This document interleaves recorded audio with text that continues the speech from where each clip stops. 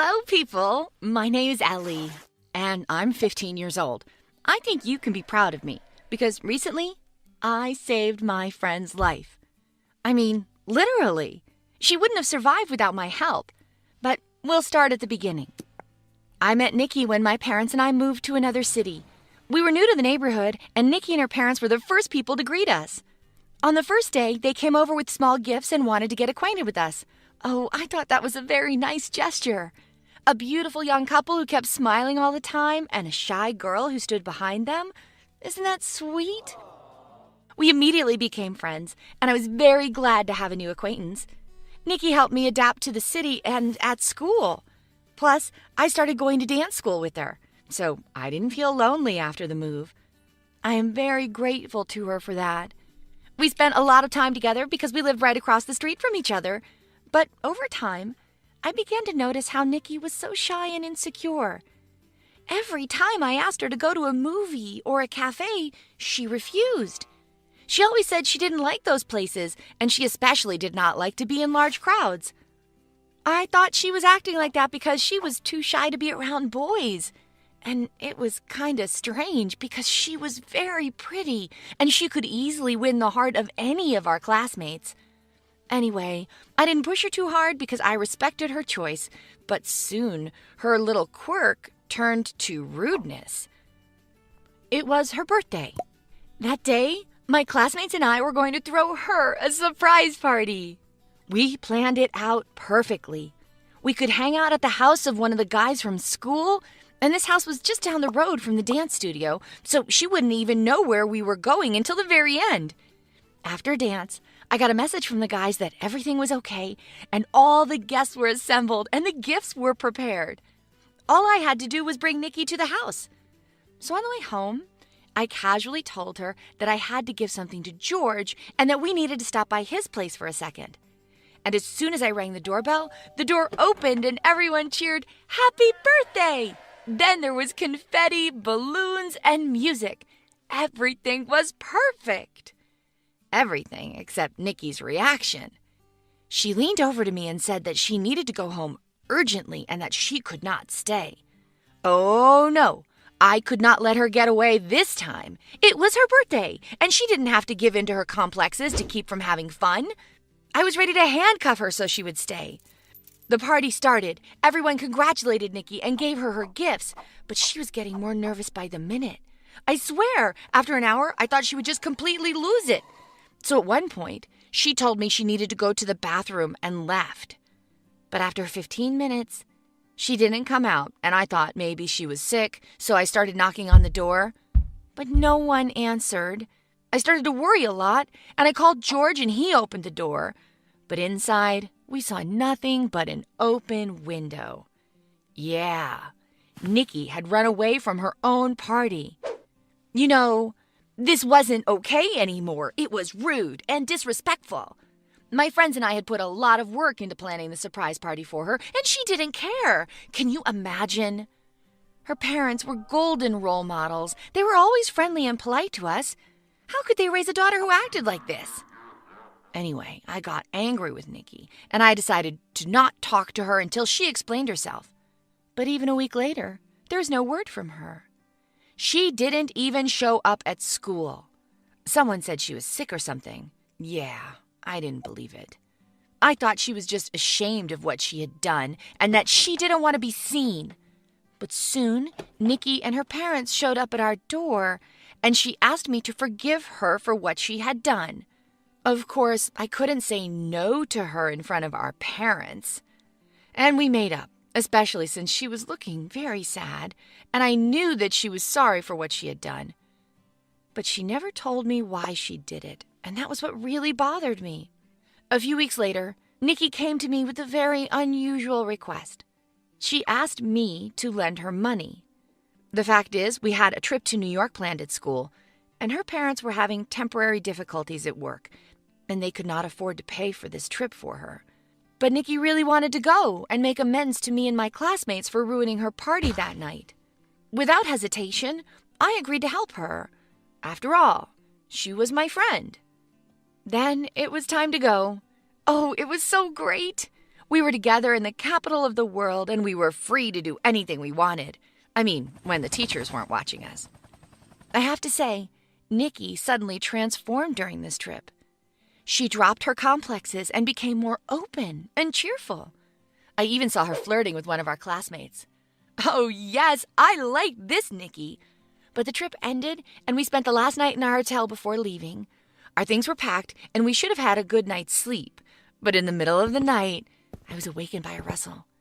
It was Nikki, and she was dressed and about to leave. I was confused. Did she want to escape? No, that was too dangerous. I wanted to go get the teacher to stop her, but Nikki begged me not to do this. She really needed to leave. And when she told me why, I understood everything. Nikki couldn't stand living with her parents anymore. The week after her birthday, when she was supposedly sick, it was actually hell for her.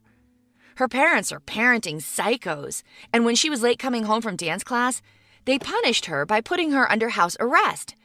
But she wasn't just sitting in her room, she was in the basement. As Nikki said, she'd been punished that way since she was a child. Nikki was never allowed to go out for too long because if she was late, she would be punished. That's why she always refused to hang out with friends. Shyness had nothing to do with it. After one of these punishments, she even called the police, but there was no way she could prove she wasn't lying. Her parents had a perfect reputation, and all the neighbors spoke very warmly of them. So the police thought it was just a little girl's whim. After that, she had to sit in the basement again. Her parents barely let her go on this trip and gave her the condition that she had to earn the money for it herself. And this trip was the perfect time to escape. She had all the necessary things with her, and her grandmother didn't live too far away from New York. Wow, this was horrible. It was hard to believe, but it affected me to the core. So I let her go and wished her luck. Of course, she was found to be missing in the morning, and her disappearance was a complete shock to everyone. I told everyone that I was too sound asleep to hear her run away. Our teachers alerted the police to be on the lookout for Nikki. Meanwhile, our entire class was sent home. In my heart, I was glad my friend had escaped. But the story was not over yet. The next day, I was at home alone when I heard the doorbell ring. It was Nikki's parents, and they didn't look the same. Their friendly smile was gone from their faces, and they were just furious. They shouted at me and demanded that I tell them where she had gone. My God, I never thought these people could behave like that. They were really crazy, and Nikki was right. But at that moment, I could not contain their crazy onslaught. They just made me cry, and I told them where she was going. I was so sorry, and I didn't do it on purpose. The next day, I saw a car drive up to the neighbor's house, and Nikki's parents got out, and then Nikki herself. She looked awful. It was obvious that she was crying, and it looked really creepy against the background of her smiling parents. At that moment, I knew that nothing good was going to happen in that house. Most likely, Nikki would be punished, only this time much stronger than the last. I was nervous, and I began to think about what I could do to help her. I almost bit all my nails off in fear, but then an idea came to me. I had to get proof of her parents' cruelty. It was the only way to get Nikki out of this hell. So as soon as it got dark outside, I picked up my phone and quietly crept up to her house. I walked around it, and I saw the only window that was in the basement. There were lights and shadows moving. Then I turned on my camera and quietly crawled toward the window. What I saw at that moment was the worst thing in my life. I caught the exact moment that her crazy parents were yelling at her, then left her in the basement and walked away slamming the door. As soon as I got all the footage I needed, I ran away and called 911. Then the police arrived. I ran up to the officer and immediately showed them the video. Then it was like a movie. I was scared to even look at what happened next. They broke into the house and arrested Nikki's parents. Now they had no chance to escape punishment. They would have to answer to the authorities for their cruelty and for the pain they caused my friend. How could I not have guessed this before? That hypocritical smile with which they always spoke to their neighbors betrayed their madness. Phew. Thank God it was over and Nikki was safe. Now these horrible people are going to be tried, and I hope they will go to prison for a long time. Nikki will have guardians now, and I hope she's doing well. I'm glad I was able to help her, but I'm also sorry that so many bad things happened to her that she didn't deserve. Hello, I'm Sam, and I hate Mondays. Who doesn't? Well, you were right, everyone does. But sometimes I think I am cursed, because all the negative things that are supposed to happen to me during the week happen to me on Mondays, all together. First of all, there is a problem that everyone is familiar with, which is the start of a new school week, and you still haven't gotten enough rest from the previous one. My problem is that on Mondays, I have all the subjects I am bad in. Physics, math, science, and of course, physical education. Thing is, I'm a bit overweight and pretty clumsy. Humiliation starts in the locker room, where it seems to me that everyone is looking at me and laughing while I'm changing. And then I am always the last in all the exercises. You need to see me climbing the rope. My personal record is 5 feet, which is, well, pathetic. And again, everyone laughing. You understand why I wake up on Monday already depressed and praying that I have fallen ill during the night. It happened to me twice during my life, and I still remember those Mondays when it happened as the happiest days in my life. Epic fail is postponed! Hooray! Unfortunately, it was years ago, so I wake up, and given that I am already trembling at the thought of Monday school humiliation, and also clumsy, I start screwing up every single step I make. I spill my glass of juice all over my shirt at breakfast and have to change it. For this reason, I'm late for school. And when I come out and am already pretty far from my home, I realize I have forgotten my school bag. Or maybe some other things happen, like I'm late and running towards the school.